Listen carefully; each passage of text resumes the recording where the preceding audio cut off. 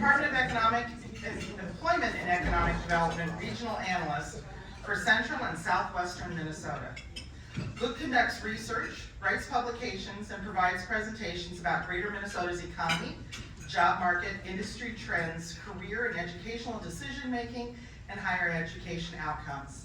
He has a bachelor's degree in management from Park University in Parkville, Missouri, which happens to be my husband's alma mater, so we connected on that. And he currently serves on the National ACT Steering Committee and Minnesota State ACT Council representing workforce. Please welcome Luke Reiner.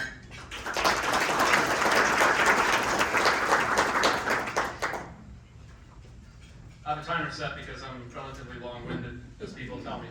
And I'm also going to walk around because I'm an analyst, and you're all going to get sleepy and I'm going to get fidgety if I'm in one place.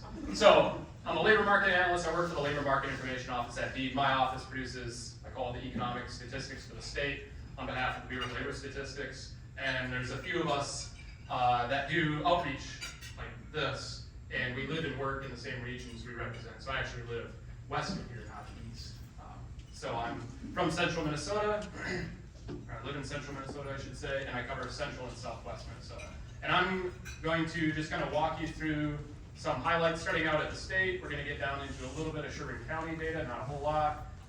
And then we're going to talk about Elk River specifically because the 2022 ACS data came out just like a month ago. So I'm going to buzz through these slides relatively quick. And in fact, I've challenged myself to finish up early so that way Jessica has to create more content on the spot. And I think I'm going to do it. I'm going to do it. All right, so the unemployment rate, this is our March data. This is going to be for statewide. It actually ticked down, and that's a departure from what we've seen like the last half a year or so. We've been seeing the unemployment rate slowly tick up like 1/10 of a point every month. And you know, you'd expect that as the Fed tries to stifle inflation through raising interest rates and try to destroy some of that demand. But our labor market has remained stubbornly strong and healthy. And obviously, all the employers in here that have tried to hire somebody and struggled through that knows what I'm talking about. And our labor force participation rate, that's the share of people 16 years and older who are working or looking for work, also remained the same after ticking up for the last few years after really kind of nosediving in 2020. That's really when we lost a lot of workers. And like our labor force woes are really tied to those 2 months in March and April of 2020 when we had a mass exodus of folks from the labor force. We lost for 120,000 workers in the state. And we haven't gained them back. You know, so we're slowly replacing some of those with kids coming out of high school, with people moving here from other states, even though we're kind of net losers in that regard. And slowly some of those folks that left are coming back, but not enough to offset those losses. You know, so we're still down thousands of workers statewide. And then we also haven't regained all the jobs we lost either. So those workers left the labor force, and then we also lost jobs. And we've gained back, you know, about 97.5% of the jobs that we lost. But we kind of are teetering right there. That recovery has really slowed up. So, I mean, if you think about that, 3 years post, we still don't have the same number of jobs that we did in 2020, right? Like, that trickles through a lot of our economy. And think about that, like every time you have to teach yourself some patience when something's taking longer. Like, it might be that person that isn't there, it might be the person that they get the part from that isn't there, or the person that manufactures the part that isn't there anymore, or the truck driver who delivered the part there that isn't there anymore, raw materials, like all long down the line of our economy, people are missing compared to where we were in 2020. Yet our demand for goods and services really hasn't waned. You know, we still want to buy stuff. So where we have seen, you know, really healthy job growth is in leisure and hospitality and education and health services. And that's really where we saw the bulk of our job loss. So those two sectors are basically just trying to claw back some of those losses that they experienced in 2020.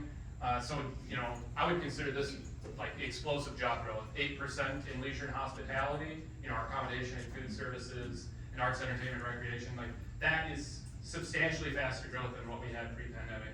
but they're still nowhere near recovering to the point of where they were in 2019. And then we've also seen our wage growth kind of start slowing down recently, and it's lagging inflation by a long shot. So, you know, over the last few years, it's up about 11.5% compared to about 17% for inflation.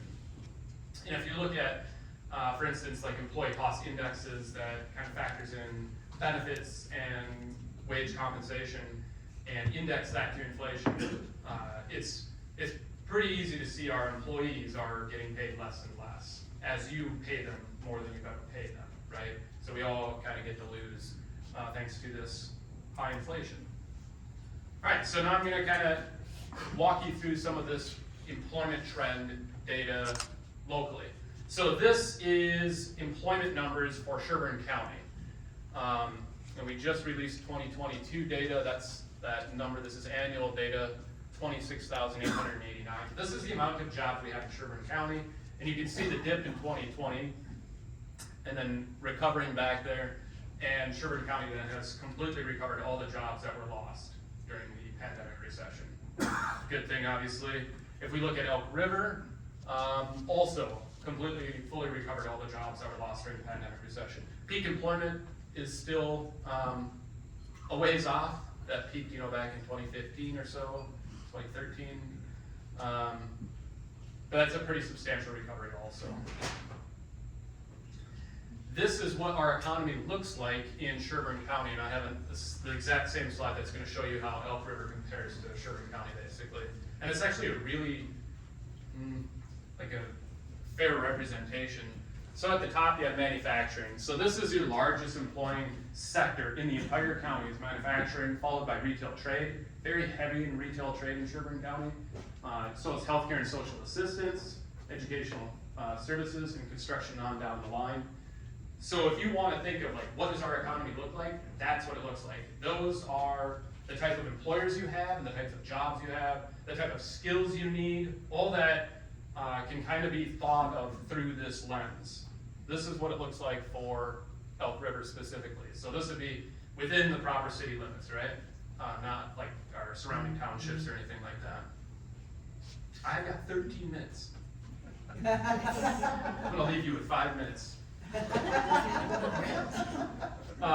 So you can see also manufacturing way up there, retail trade, healthcare and social assistance on down the line. If you're curious like what this looks like statewide or even in a broader region, what you would typically expect, it'd be healthcare at the top, statewide at least. In a lot of our rural areas, healthcare is maybe below manufacturing.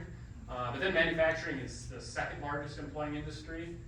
And then retail trade would be number 3, and then on down the line, and then it kind of becomes a little bit more in line. But this also means that even within the city, and this is actually somewhat rare, manufacturing is your heavy hitter in terms of employment. And manufacturing, you know, definitely struggled during the Great Recession, but like there has been a pretty big resurgence in manufacturing employment. And if you look at the types of manufacturing we have here particularly, they pay really high wages, substantially higher than healthcare and social assistance on average. This is how things have changed over the last 3 years. So this is comparing 2019 to 2023. This is for the city of Elk River. So you can see on the very left-hand side, or if you can't see, I'll just tell you, that's net job change for your broad economy, about 31 extra jobs. So that's that job growth that you've seen, fully recovered, plus 31 jobs compared to 2019. But you can see, if you break that down into the industry components, there's a lot of fluctuations going in here. It's not all positive across the board. So some of the bigger losses, it's kind of small here. Accommodation and food services, still down to 74 jobs just within the city of Elk River. Other services, this would include salons, it would include body shops, it would include all these other sectors that don't get their own industry classification. They're down 100 jobs. Healthcare and social assistance is still down 130 jobs. And some of the big gains is in that administrative support and waste management. So admin support and waste management includes also like temp help and staffing agencies, things like that. But it also does include like your recycling and garbage processing and stuff like that. They're grouped together. And then construction gained 78 jobs. And that's also, construction has really been a very strong sector basically across the state, but particularly in this region, you know, between the Twin Cities and St. Cloud. Construction had been adding more jobs than any other sector leading up to the pandemic recession. And then we had the pandemic recession, all that disaster, and still construction had managed strong employment growth. That sector has really carried us through a lot of job loss. So construction still able to add jobs, obviously. Also kind of a leading indicator for struggles in the economy. Typically, the construction sector will start to falter first. It's typically on the leading edge of economic impacts if we enter a recession or things like that. If you're curious what type of occupations are most in demand in this area, these are, you know, roughly the top 20 most demanded occupations. And you see the vast majority of these can be done without without anything more than a high school diploma. A lot of them have somewhat low wages because a lot of these are entry-level occupations. Your entry-level occupations, the ones that you fill, turn over and fill and turn over and fill and turn over, that drives up demand because you're constantly trying to fill those occupations, right? So that's what you end up with. But then there's also other types of occupations that don't necessarily have that really high demand. You know, even registered nurses. Some of these are teaching professions. There's a whole slew of teachers occupations on here, you know, because we don't have necessarily an abundance of teaching professionals. And this is our most recent data. This is from 2022, showing you the type of openings we have in this region. So if you're a business and you're thinking like, well, where are all these people working? Who's hiring them? Who am I competing against? What type of labor market do our job applicants get to see? This is kind of what that looks like. So at the very top, that's food prep and serving related. This also relates to those entry-level occupations, right? Because if you're churning people twice a year, 3 times a year, you're posting those openings over and over and over and over. And so is all your competitors. So that drives up the amount of job postings that are out there. But under that is our sales occupations, you know, with retail trade being the second largest industry in this area, in this county. Obviously, you're going to be heavy in that. And then transportation, you know, not necessarily driven by turnover, but just by lots of openings. And if they aren't filled, then they show up again and again and again, and they kind of propagate through our economy for years. And this is, you know, kind of what all of these occupations look like. This little chart here, I should have made this probably bigger, but this is what the amount of openings look like over time. That's the blue line here. So this is job openings for like 20 years, okay, for central Minnesota. And you can see last year, 2 years ago, in 2021, we peaked with just insane numbers of openings for every occupation, record-breaking, way more openings than we'd ever seen in 20 years. These orange dots are the median wage offers. So those would be the offers that employers are posting on their job openings. The green dots are those same wage offers, but inflation adjusted back to 2001. And you can see how stagnant that green line is compared to the orange line. And that's what I'm talking about when I say, you know, you've never paid employees more and they've never received less. And you can see an effective wage offer decline even. And this is just for food prep and serving related. Already some of the lowest paying occupations in our economy fall within that. And even though in nominal terms, we're paying them more and offering more, they're receiving less due to inflation. This is what we project to change in the future. And then pretty soon we're gonna get into the really interesting stuff where it's just a whole bunch of like demographic information about Belford. I promise you. This is the second to the last real nerd-heavy slide. But at the top, there's arts, entertainment, recreation, followed by accommodation and food services. And you know, for context, our overall economy in this area is supposed to grow by about 5% over the next decade. So add 5% more jobs than what we have had in 2020. So 20 and 30% job growth, that's huge. And I apologize to everybody that's heard my presentation like 5 times in the last month. I don't have fans, they just are forced to show up at the same time. So that's really, really fast job growth. You know, for, like the last decade, we have not had projections that have growth anywhere near that. But here's the deal. Again, those are the sectors that lost the most amount of jobs. Even if they grow by that amount, which is going to be constricted by lack of people, because you can't employ people or add jobs if you don't have somebody to employ. Even if they grow by that amount, they still will not be back to where they were in 2019 as far as the number of jobs. They would have to grow by that amount, 20 to 30%, in order to basically just about recover from the pandemic recession. Like, let that sink in. So over the next decade, we still expect there to be fewer jobs in these categories than what we had 4 years ago. And that also means patience. And this is just how it looks by occupation. So, you know, there's like 800 different occupations.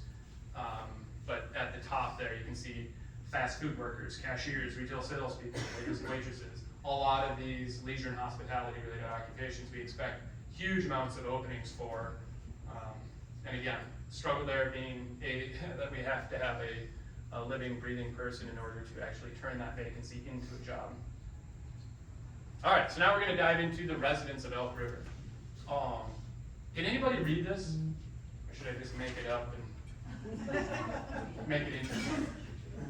So anyways, this is what your residents of Elk River, like proper again, city limits look like. So this is ancestry data, which I always kind of find interesting. You know, so vastly German, not necessarily that Germans are superior, even though I am German myself. But all of these that have really high shares are white, right? White ancestry also makes your population vastly white. So about 91% of the population is white. The next largest racial category is people of some other race, which if you're thinking that's made up, it's not. That's an actual racial category. So is people of two or more races. And both of those really don't help us at all, like if you actually want to know who these people are. But it's the two fastest growing racial categories, is people don't necessarily see themselves in these buckets based on the color of their skin, right? So people of some other race accounts for about 4.5%, and then your Hispanic Latino population is the largest, well, that's an ethnic group where you can actually know who they are, right? At about 3%. As far as your marital status here, you know, it's pretty substantial. Like being kind of a bedroom community or a collar county or the edge of the suburbs, I don't know what you guys prefer here. It changes your demographics by a fair amount, right? More likely to be married, more likely to have kids, more likely to be younger because those kids drive down your age. All these things kind of factor into who are the people of Elk River. Also much more likely to have higher wages. So the median household income here, for instance, is almost $84,000 a year compared to about $78,000 a year statewide. Again, families, they're hungry, takes money, dual earning income households, so that's all driving up higher incomes. Let's see, poverty rate, really, really minute compared to what we'd see statewide, so less than 4% of your folks are living in poverty, estimated compared to about 9.5% statewide. And for the people who are in poverty, the largest group is the people 65 and older. And that's also kind of what we see in rural areas. It's our oldest folks that, you know, have limited abilities to earn extra income to offset some of these issues that are most likely to be in poverty. Your educational attainment also higher here, so this you can kind of see that broke down by these different educational attainment factors. Like I said, I'm going to run through these, and Debbie, you can email these out, right? Yes. So I'm totally going to finish early, even if it's only by 10 seconds. Class of worker is just kind of an interesting one because these are categories that kind of help you think about what type of workers do we even have here. So at the top, you know, 77%, those are folks employed, like an employee. Self-employment accounts for 2.5%, but obviously the vast majority of your folks as an employee due to, you know, to a nonprofit, government, or just a regular employer. Commuting, obviously, you can't escape your situation geographically, so commuting is a pretty big deal. I think did I have the times? Oh, I didn't put the times on there. But this is always one that fascinates me. And like a lot of this is, you just can't escape it. Like it's difficult to get two people to go to the same place if you work at different places. But you know, like you actually have a fair amount of people that are, you know, driving with people. Like carpooled 6.6%. That might seem like a laughably low number, but that's the highest number I've ever seen in my life. Usually it's like 1% or 0.5% or something like that. So I don't know, that's actually really interesting to me that so many people here carpool, even though it's still a really small share. Here's some of your housing demographics. I'm gonna, that's why I don't set that thing down. Anyways, I'm gonna just buzz through this. Your home ownership rates, also, you know, so 80.5% home ownership rate here compared to 73% statewide. So really, really advantageous for home ownership. Again, that's like an indicator that a lot of people use for the health of their own community. Home ownership is the biggest and most important way that people build wealth in America. So think of that in your own community. What impacts does that have? Your ability to generate wealth, generational wealth, pass that down. And then this is just some data that like your estimated housing units and occupancy rates and things like that. And like everywhere else, it's relatively low. Your vacancy rates, I should say. Yes, and that's what I spent most of my time working on this morning. If anybody has any questions for me, maybe take those at the end. And then I'll turn it over to Jessica, who's much more interesting than me.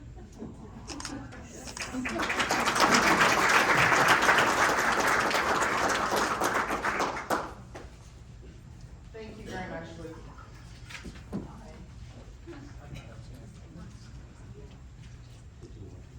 I was not going to trip over the board. So next up is Jessica Bartel. She is the Sherburne County Economic Development Coordinator, a new position that was created in 2022. Jessica serves as a conduit of information and dot connector of resources. I love that when you put that in there. She is focused on business retention, expansion, workforce, housing, transportation, and marketing. She graduated with honors from Metropolitan State University with a degree in business administration and a minor in human resource management. Prior to working for the county, she worked for Guardian Angels, managing Pullman Place Cooperative. Please welcome Jessica.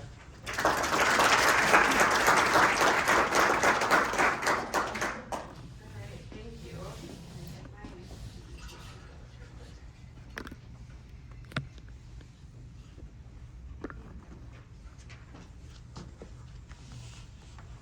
Sure my clicker works. All right. Full disclosure, about a month and a half ago, I emailed Debbie when she had talked about this event she was putting on at the chamber. And I emailed her and I said, hey Debbie, let me know if you need any help. I'd be happy to volunteer and help you out that day. And I was thinking like the welcome table, check in, your name badge, and then she replied back with how she wanted to utilize me today, and I thought, I better get to work. So this is what I put together, Regional Economic Development Update for Sherburne County. Thank you, Debbie, by the way, for having me here today. Population projection. So Luke touched a little bit on this, and I'll speak specifically to Sherburne County. 2022 census data shows that Sherburne County was the third fastest growing county in the state, with a growth rate of about 3.32% in the last 12 months. Our overachievers to the south, Wright County, came in first. Over the next 20 years, we can expect our population growth to expand mostly in the age ranges of ages 65 years and older. About 49% of our growth will come from that age cohort. And a third of the new residents are expected to be between the ages of 25 and 64, which is good news for our workforce. Oh, one more thing I wanted to say there. Overall projection, about 16% growth in the next 20 years in Sherburne County. Oftentimes when we look into our future, that data comes from what we see in our past. And this is the new home activity that the county has experienced over the last 10 years. If you look specifically down on the bottom right, maybe you guys can't see it back here, but between the years of 2017 and 2021, we averaged between 400 and 500 new homes built every year for those 5 consecutive years in Sherburne County between townships and city permits. We did see in 2022 where that dropped off to 286 new home permits, but still brought new construction values of $173 million to the county. We attribute that drop in new home construction to be as a result of the rising interest rates, higher cost of construction, and the shortages in labor that we've seen. Also, over the last decade, our home values have steadily risen, $20,000, $30,000, $40,000 a year. We've seen our median sale price of a home climb consecutively for 10 years. In fact, I was at a Princeton chamber meeting, and they had a panel of realtors, and one of the realtors had said, they were talking about this very thing and about how we're seeing these numbers rise. And a lot of that's driven by the over asking prices of homes. We know that the last couple of years, people were getting $20,000, $30,000, sometimes $40,000 over asking price. That particular panel, a realtor shared that one of the highest offers she saw accepted was either $68,000 or $69,000 over asking price.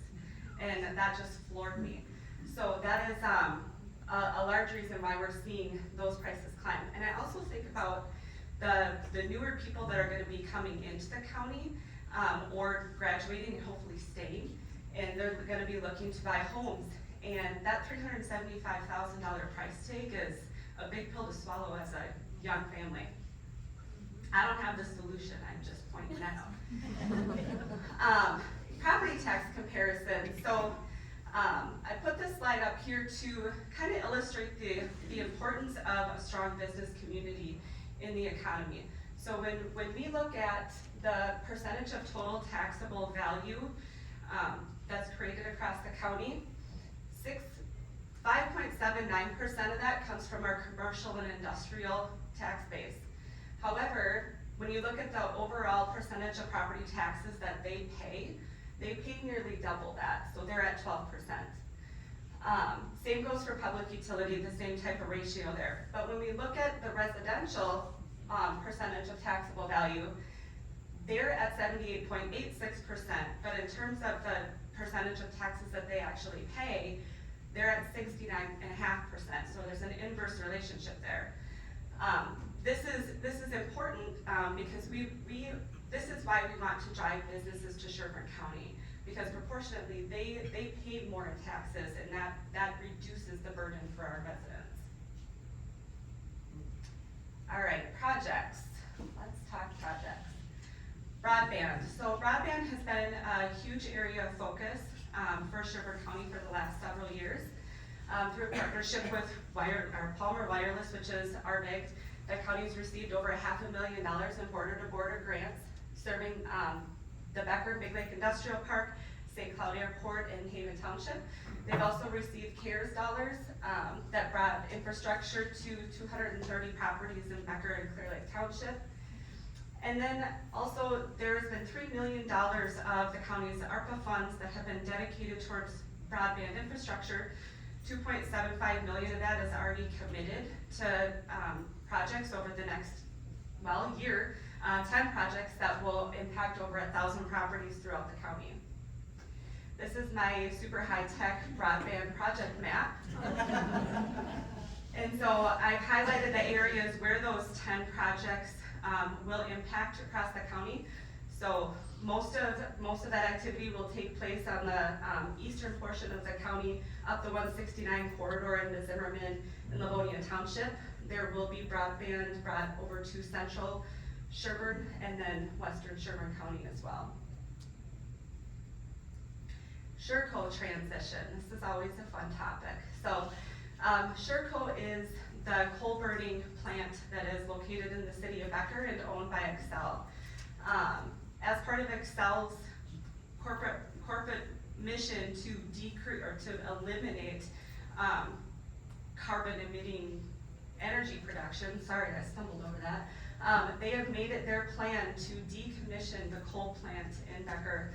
And so as a result of that, the Unit 2 will be decommissioned in 23, and Unit 1 will be decommissioned in 26, and Unit 3 will be decommissioned in 2030.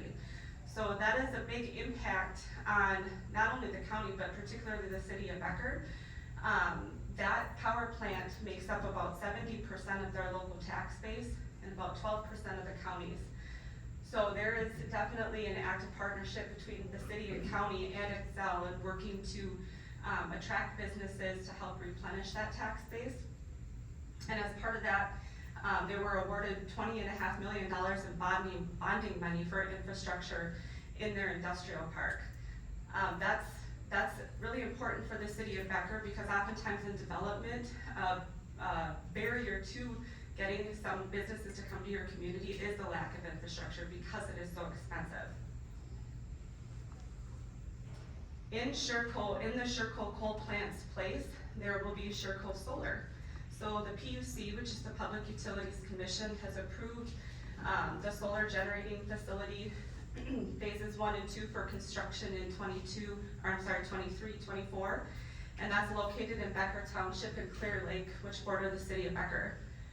This will bring 460 megawatts of solar generation placed on approximately 3,500 acres of land, and will bring enough electricity to power 100,000 homes.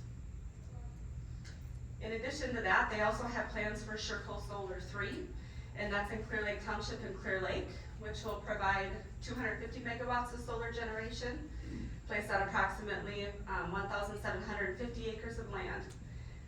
This project does not include any additional above ground infrastructure. There will be underground collection lines from the 2 phases there.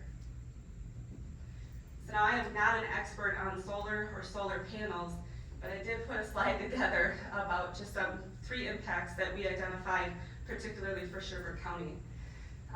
Solar farms do pay a production tax and commercial property taxes on the land that they occupy. But it does remove this land from active agriculture production on average about 25 years, and it limits potential future development.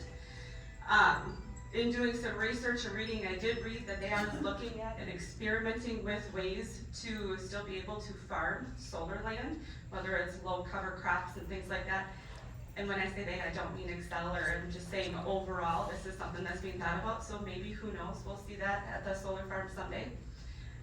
And then the county does continue to receive smaller scale solar farm permit applications that we deal with on a case-by-case basis. Transportation and land use projects, and planning, there's lots of planning here. The county is actively involved with the Central Mississippi River Regional Planning Partnership. This is a transportation solution group that's focusing on Highway 25, Monticello to Big Lake, and then County Road 11 up to, or I should say CASA 11 up to Becker. Major transportation projects, the 169, Highway 169 and County Road 4 is the leading legislative priority for the county. I was at the business council meeting in Zimmerman and heard Randy point out that is one of the most unsafest intersections, I believe he said, in the state. And so obviously the safety of our residents and passerbys is of the utmost importance, so really working on getting that project done. And I spoke to the CASA 11 and Truck Highway 25 project there. Future US Highway 10 improvements, there is some projects being looked at between Elk River and Anoka Ramsey area. The county would not be the lead on those projects, but would certainly support in any capacity we would be able to. We are also in the midst of wrapping up comprehensive land use planning. This is more our planning department.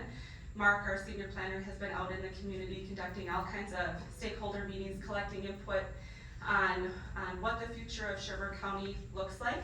This is really like the 30,000 foot view, and how are we able to facilitate orderly development and growth across the county. As part of that, I know the conversations come up as solar density, as solar farms take up a lot of space, and what does that look like in our future?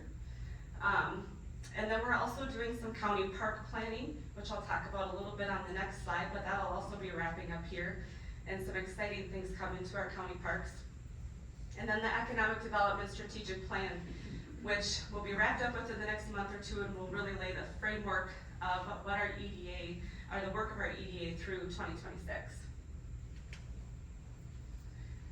So I've highlighted two major county park projects that are on the docket for this year.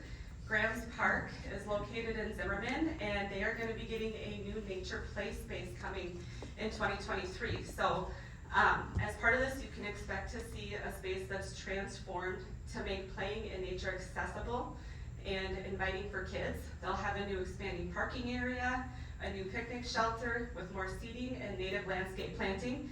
So the two pictures down at the bottom on the right side, my right side, your left, are mock pictures of Grand Park. There will be some prairie restoration, that aggregate ADA accessible trail, and then some new park equipment will be installed. And then the second project is the Big Elk Lake Parkland. So Sherburne County has acquired 430 acres along the north shore of Big Elk Lake.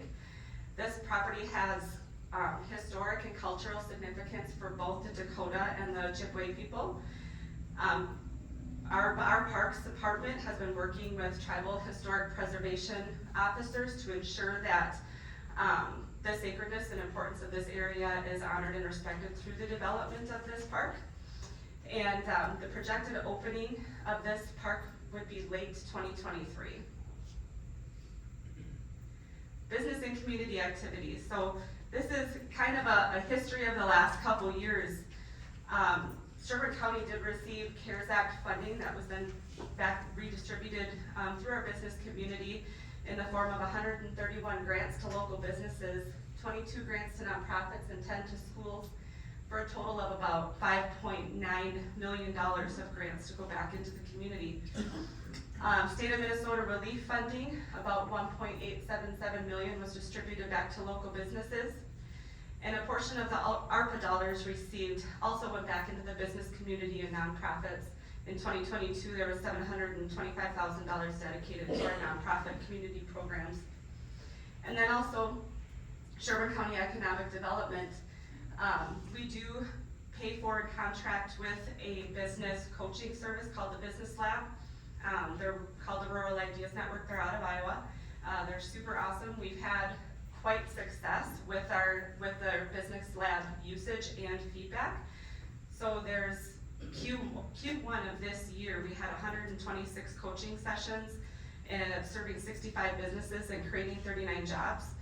We're well into Q2, and that is pushing 150 coaching sessions, and I'm gonna say 70 businesses. They're constantly coming in, and we constantly get positive feedback, and a lot of them are repeat customers. So they find value in the service that provides. Economic development resources that are available. I talked about the Business Lab, the Startup Management Coaching. There's also monthly roundtables. And then the county EDA also has a revolving loan fund. So they will provide loans between $25,000 and $100,000. These awards are based on the economic impact of the project and the job creation that will result as part of the completion of the project. Those loans can be used for land, site improvements, construction, renovations, machinery, and things like that. And then ongoing opportunities. I won't read the whole entire list, but there's a couple things I want to highlight on there. Implement a business retention and expansion program. So the Sherburne County Commissioners and the Sherburne County EDA have really placed a priority on business retention and expansion across the county, and have invested in software, and I've been meeting with city, community, and economic development specialists, and really forming that partnership so that we can better serve our business community, and we're looking forward to that. Host biannual community partner education and networking meetings. We had one of those earlier this year, and the very famous Luke Greiner was our speaker there as well, so it was very valuable. We're looking forward to continuing those. And then also which I think is one of the most important things, is making Sherburne County the county of choice for businesses and residents. So I consider myself the customer service agent to our business community in Sherburne County. I'm happy to hear from any one of you at any time. And the work of the EDA is really looked at through that lens of making the county of choice, Sherburne County the county of choice. That's what I have. Thank you.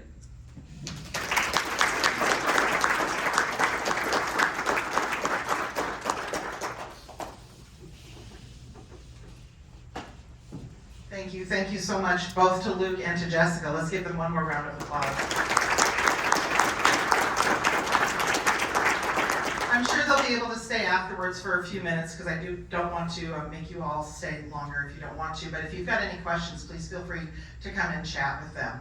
So, on your tables is a little flyer. It's about our cybersecurity workshop, which is 1 week from today. Thank you to the Bank of Elk River for offering their expertise to us to provide that information for our small businesses. We know that our economies are not going to grow if we're all getting hacked by people outside of this country or any place else. So definitely take a look at that and see if it fits your schedule. We'd love to have you there. And the last announcement, which I should have done earlier, is to introduce the Chamber's newest staff person. Ginger, if you would just stand up for a second. This is Ginger Jungling. She started with us a week ago. She has a great background in events and event planning, which is going to be very beneficial to all of us as we move forward. So I just wanted to do that quick introduction for you.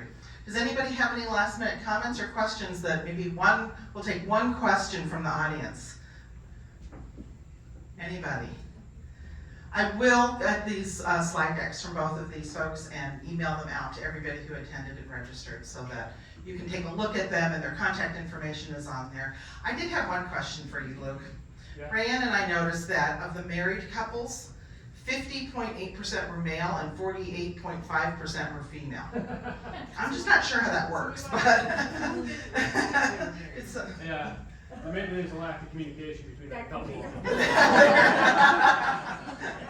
Thank you. Thank you all very much. Go out and enjoy the sunshine this afternoon. I hear it's going to maybe not stick with us permanently, so get it while you can. Thank you very much.